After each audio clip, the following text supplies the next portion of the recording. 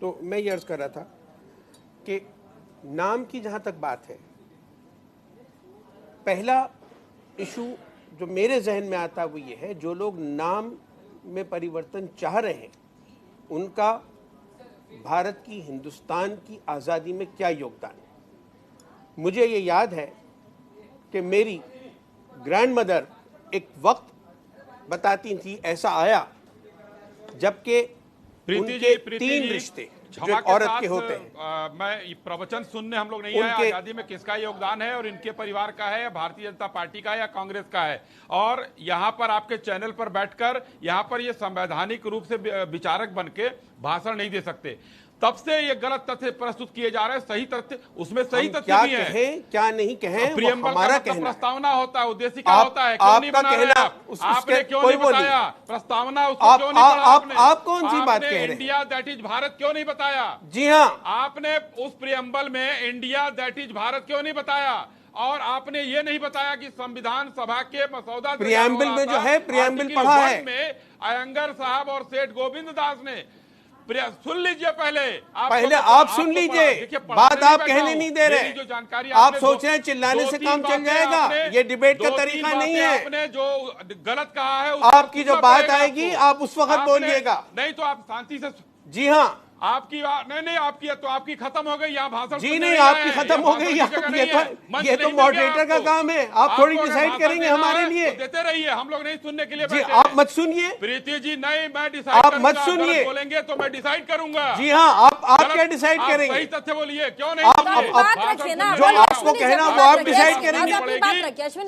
आप किसी और का कहना कैसे? अच्छा, आप अपनी बात सुना लीजिए, अपनी बात सुनाइए, आप यहाँ पर चिल्लाकर अपनी बात सुनाइए। क्या कह रहे हैं आप? क्या सवाल है? बोलिए, क्या सवाल है? मैंने तो आपसे पूछा था, क्या जहां जहां आपकी परियोजनाएं चल रही है वहां इंडिया नाम है, क्या बदलेंगे आप? आपने जवाब नहीं दिया। मैंने आपसे पूछा था, मैंने स्टार्टिंग में, शो के स्टार्ट में मैंने अपने आपसे चार सवाल पूछे थे। बात नहीं है, बोलिए। ये नाम की बात है प्रीति जी।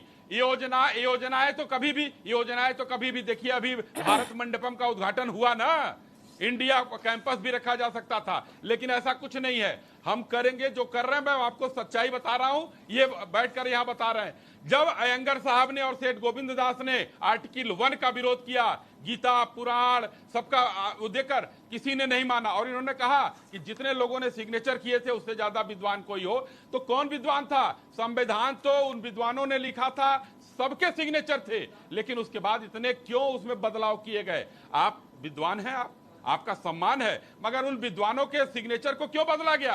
क्या उनसे ज्यादा विद्वान थे? आप क्या कहना चाहते? हर पीढ़ी में नए विद्वान पैदा होते हैं, और आज हमारी पीढ़ी में, कल हमारे बाद की पीढ़ी में, उसके बाद की पीढ़ी में विद्वान पैदा होंगे। तो उसी प्रियम्बल यानी कि प्रस्तावना उसको कहते हैं, उद्देशिका कहते हैं, उसमें लिखा हुआ है इंडिया दैट इज भारत। और मैं चैलेंज देकर कहता हूं कि ये कोई देश बता दे जिसके नाम का ट्रांसलेशन हो। हम लोगों को जब गुलाम थे हम लोगों को इंडियन कहा जाता था, और उसी गुलामी की मानसिकता में वो नाम रखा गया।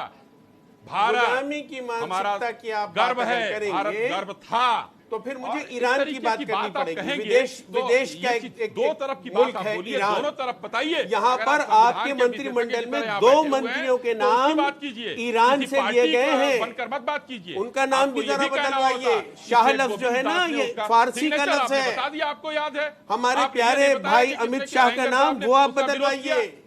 आपके एक और मंत्री है स्मृति ईरानी, और उनका नाम बदलवाइए। ईरान से क्या ताल्लुक है फिर भारत में? ये नहीं बताया आपने। जी हाँ, प्रियम्बल पढ़ाने चले, आपको इंडिया पे तकलीफ हो रही है, निरक्षर बैठे हुए हैं। भारत पे तकलीफ हो रही है, हिंदुस्तान पे कुछ लोगों को तकलीफ हो रही है। क्या बहस करेंगे? ये वो लोग हैं जिनका हिंदुस्तान की आजादी में कोई योगदान नहीं है।